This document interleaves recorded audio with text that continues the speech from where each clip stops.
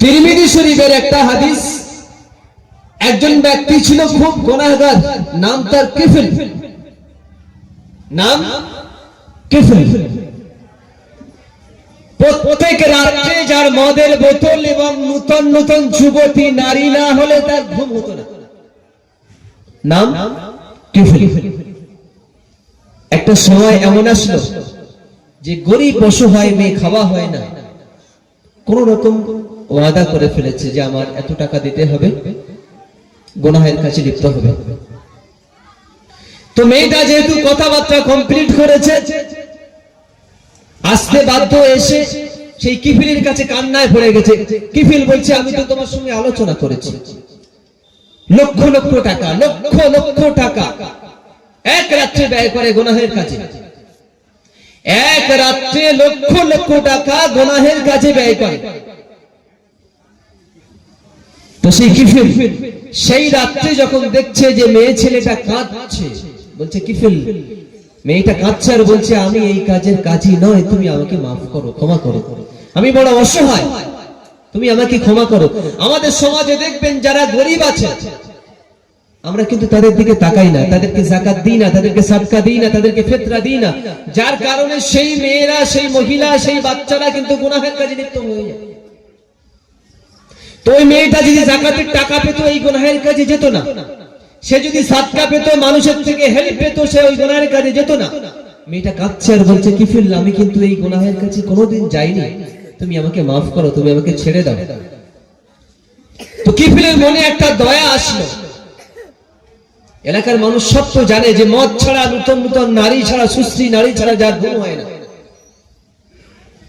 তো ওই রাত্রে ওর ব্রেনটা একটু খুলে গেল। মেয়েটাকে বলল, আচ্ছা ঠিক আছে, তুমি যখন আমার সঙ্গে আলোচনা করে এসেছিলে, এখন যখন তুমি কাঁদছো, যাও, আল্লাহর রাস্তায় তোমাকে ক্ষমা করে দিলাম, তুমি যাও, টাকাটা তুমি তোমার সংসারে ব্যয় করো, বাড়ি চলে যাও। তবে আমার জন্য দোয়া করো, আমি বড় গুনাহগার, আমার জন্য দোয়া করো, আমি বড় গুনাহগার। সকালবেলা খবর আসছে বান্দা ইন্তেকাল করেছেন, সেই কিফিল বান্দা। সকালে ফজরের সময় খবর আসছে যে বান্দা ইন্তেকাল করেছেন, আর সেই বান্দার, সেই কিফিলের ঘরের দরজায় লেখা রয়েছে, ইন্নাল্লাহ কদ গফারা লিকিফিল। আল্লাহ পাক স্পেশাল আরবি অক্ষরে লিখে দিলেন যে আমার এই মহল্লার বান্দারা, তোমরা যারা এই কিফিলের বাড়িতে আসবে, যারা এই কিফিলের মরণের সংবাদ শুনছো, তারা এই গেটে, কিফিলের গেটে যে লেখাটা আছে, সেই লেখাটা তোমরা একটু পড়ে যাও। আল্লাহ তাআলা এই কিফিলকে স্পেশালিস্ট ভাবে ক্ষমা করেছেন, জোরে বলুন সুবহানাল্লাহ। এখনো কিন্তু ইস্তিগফার করেনি, শুধু চিন্তা ভাবনাটা মনের মধ্যে এনেছে, শুধু চিন্তা ভাবনাটা মনের ভিতরে এনেছে যে আমি বড় গুনাহগার, আমি এই কাজ বর্জন করব, তুমি আমার জন্য দোয়া করো। সকালে মারা গেছেন, এখন কিন্তু তওবা ইস্তিগফার করেনি।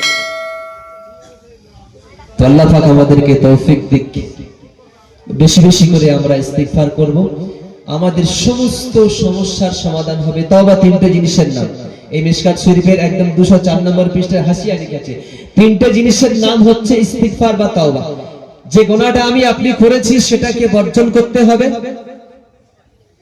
এই গুনাহটাকে ছেড়ে দিতে হবে, এবং আগামীতে দৃঢ় প্রতিজ্ঞাবদ্ধ হতে হবে যে এই গুনার ধারে বাড়ে আমি যাব না। এটাই হচ্ছে আসল ইস্তিগফার বা আসল তওবা।